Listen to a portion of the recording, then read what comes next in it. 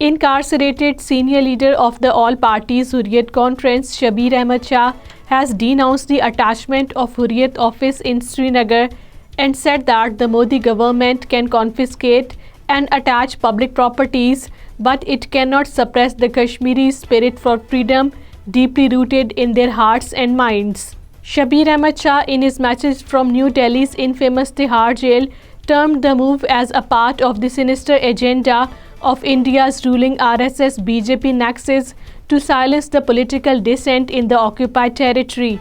He warned the Indian apartheid regime of an inclusive uprising against the attempts to make the Kashmiri stranger in their own land.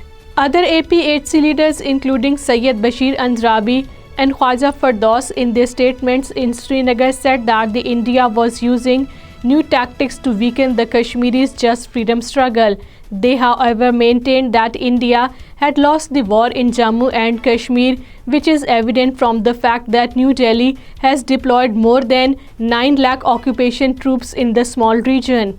IIOJK leadership, in a statement issued in Islamabad, said that the Kashmiri people would resist the Hindutva onslaught in Indian illegally occupied Jammu and Kashmir. The leadership urged the United Nations to stop New Delhi from carrying out brutal and undemocratic actions in the occupied territory. Leh-based innovator turned climate activist Sonam Wangchuk, in a video message on Twitter, said that seeing the current situation in Ladakh, it is felt that the people of the cold desert region were better off with the pre-2019 Indian illegally occupied Jammu and Kashmir. Earlier this month, Charing Dorje, leader of the apex body of Leh and senior vice president of Ladakh Buddhist Association, in an interview with an Indian TV channel, had also expressed similar views. He said that the given present scenario, we felt that the earlier arrangement of being part of Jammu and Kashmir was better.